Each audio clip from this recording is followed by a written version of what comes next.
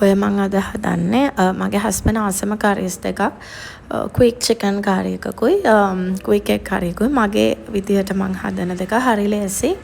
එයාගේ dinner එකටයි lunch එකටයි හදපු දෙකක් තමයි මම ඔයගලන්ට වීඩියෝ කරේ පෙන්නන්න. ඒ වගේ ලුණු හොඳ පොඩියට කපාගෙන තක්කාලිත් කොට කොටුවට කපාගෙන ඊට පස්සේ මේ රම්ප කෑල්ලත් ලෑස්ති කරගෙන ඊට පස්සේ සුදු ලුණු බිග් 4-5ක් විතර තලා ගන්න. හොඳට සුදු ලුණු ගොඩාක් හොඳයි ඇඟට. ඊට පස්සේ ස්කින් තියෙන චිකන් තමයි මම ගත්තේ. ඒක හරි රහයි. උදේට කපාගෙන ඒකේ චුට්ටක් කපපු කෑලි වල පොඩි කට්ස් වගේක් තියෙන. ඒකට හොඳට ඔය මැරිනේට් කරන ඒවා උරා ගන්නවා. ඒකට කහයි ලුණුයි මිරිසුයි මිරිස් කුඩු ටිකකුයි දාලා සහ අමුතුන පහකුඩකුත් කුඩු ටිකකුත් දාලා සෝයි සෝස් ටිකක් දාලා සෝල්ටි සෝයි සෝස් මික්ස් කරගෙන පොඩක් විනාඩි 5-10ක් මැරිනේට් වෙන්න තියන්න. එතකොට අර කරි එක හොඳට රහ එනවා. ඕකට අපිට අලගෙඩියකුත් අවශ්‍ය වෙනවා. ඔයාලා ගොඩාක් චිකන් ගන්නවා අලගෙඩි දෙකක් විතර දාගන්න. ඊට පස්සේ මේ විදිහට ඒක සාමාන්‍ය සයිස් එකට කපාගෙන ඒකත් ලෑස්ති කරගන්නවා. ඊට පස්සේ මම යූස් කරන්නේ ඔලිව් ඔයිල් ගොඩක් රහයි. ඔලිව් ඔයිල් නැත්නම් ඔයගලන්ට පොල් තෙල් උනත් පාවිච්චි කරන්න පුළුවන්.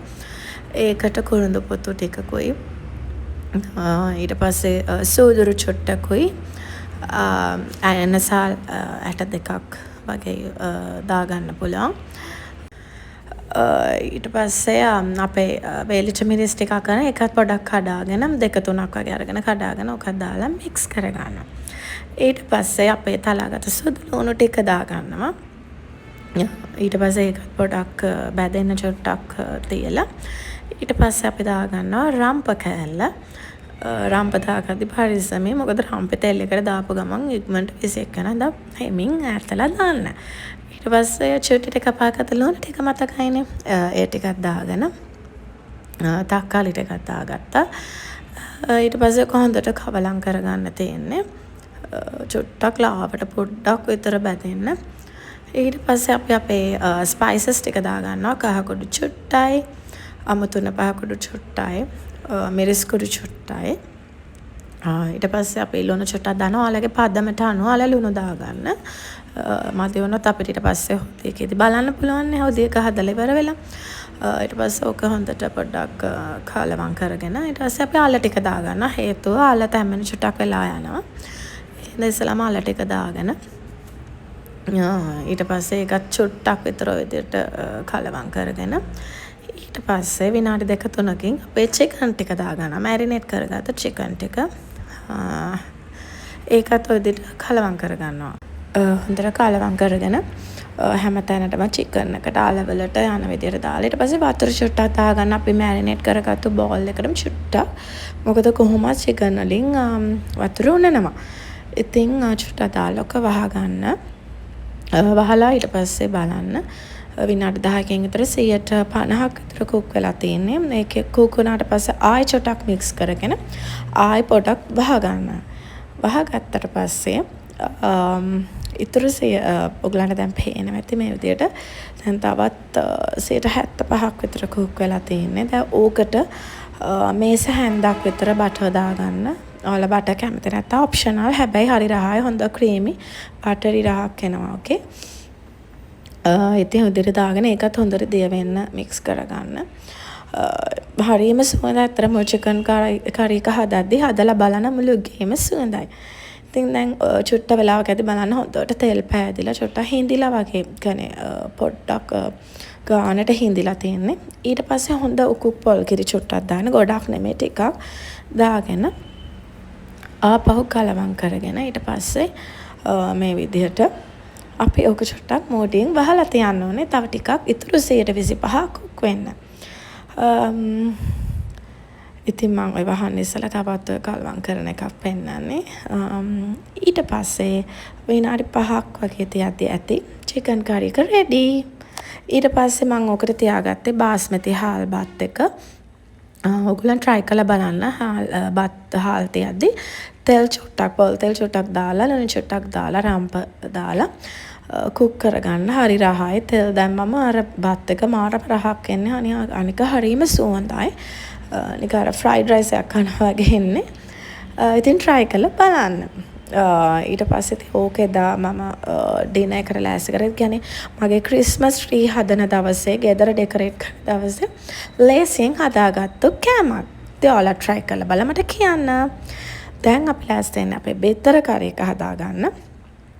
බිත්තර ටික තැම්බෙන්න තියලා ලුණු දාලා මගේ පහේ ටික මම ලෑස්ති කරගත්තා. මම අද ගත්තේ රතු ලුණු. මොකද බිත්තර වල ෆ්ලේවර් එකක් නැහැ. ඉතින් රතු ලුණුයි සුදු ලුණුයි මට ඕන නම් හොඳ ෆ්ලේවර් එකක් දෙන්න.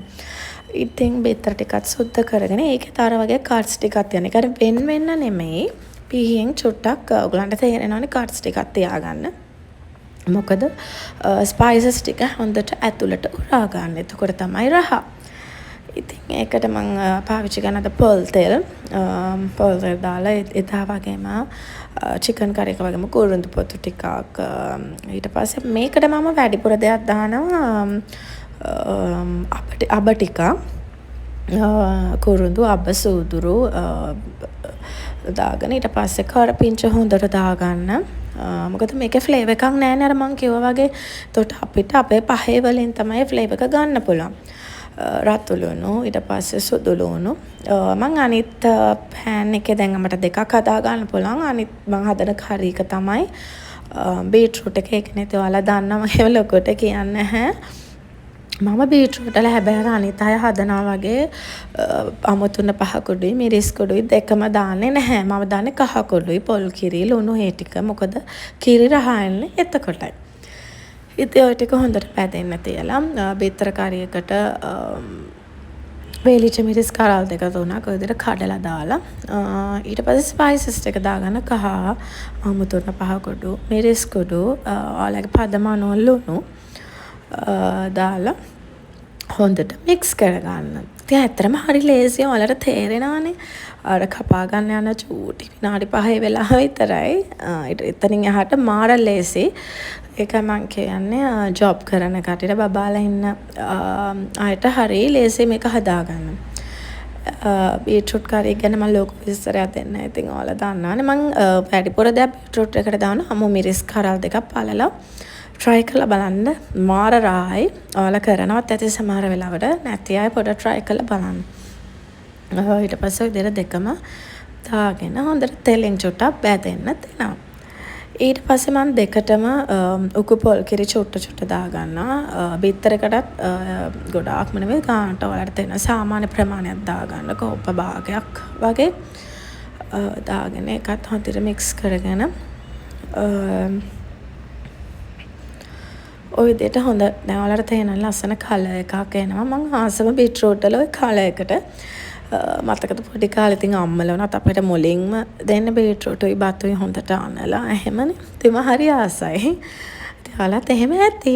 ඔය විදිහට කතා මගේ බිත්තර ටිකත් මම විදිහට හොදියකට තියාගත්තා කරි එකේ. තියාගෙන ඊට පස්සේ ඒක චුට්ටක් පොඩි වෙන්නේ නැතුව දෙර මික්ස් කරගන්න. හොදි බිත්තරේ කොටට හලා මේ ඔය විදිහට දාගන්න.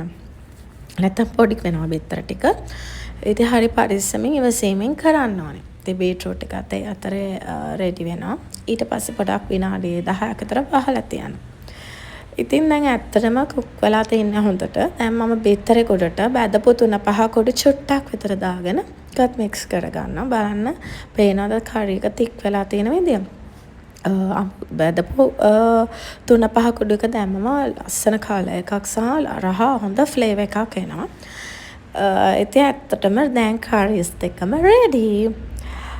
ඉතින් ඔය හස්බන්ඩ්ගේ ලන්ච් එකට හදපු එක. ඉතින් ඔයාලත් හදලා try කරලා මට කමෙන්ට් කරලා කියන්න.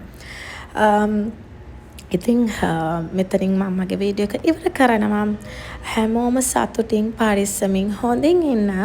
මගේ කටහඬ අත පොඩක් කවුල්. ඒකටම සමාව වෙන්න කියනවා. නමුත් මට අවුරුදු ඉවර වෙන්න ඉස්සලා වීඩියෝ එක දාගන්න ඕන නා. ඉතින් ඔයාලා හැමෝටම සුබ නව වසරක් වේවා. ඔයාලගේ හැම ප්‍රාර්ථනාවක්ම මේ 2026 ඉෂ්ට වෙන සුබම සුබ නව වසරක් වේවා කියලා මම මගේ හදවතින්ම ප්‍රාර්ථනා කරනවා. ඉතින් ඔයාලා හැමෝම ආපහු මම කියන්නේ සතුටින් පරිස්සමින් හොඳින් ඉන්න. ඉතින් හැමෝටම ඊළඟ වීඩියෝ එකනකම් පරිස්සමින් ඉන්න. බයි. නැත්නම් හමු වෙනකම්